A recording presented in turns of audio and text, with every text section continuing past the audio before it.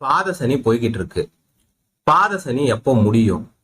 பாத சனியில என்ன மாதிரி பலன்கள் ஏற்படும், என்ன மாதிரி நன்மைகள் ஏற்படும், என்ன மாதிரி மாற்றங்கள் ஏற்படும், ரைட்டுங்களா? இதை நீங்க பார்க்க போறீங்க. முக்கியமா இந்த பதிவோடைய மெயின் விஷயமே என்னன்னா, பாத சனியில என்ன நடக்காது, யாருக்கு என்ன நடக்காது, யாருக்கு என்ன பிரச்சனை வரும், யாருக்கு எந்த செயல் கை கூடாது, இததான் இந்த பதிவுல முக்கியமா பார்க்க போறோம்.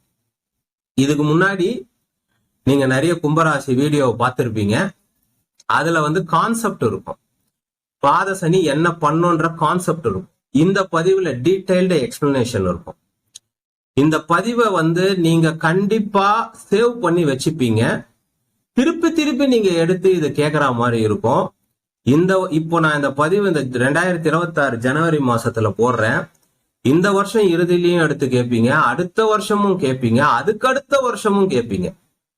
ஏன்னா உங்க வாழ்க்கையில ஃபியூச்சர்ல நடக்க போறத முன்னாடியே நம்ம சொல்லும் போது, அது நடக்கும் போது உங்களுக்கு பிரம்மாண்டமாக இருக்கும்.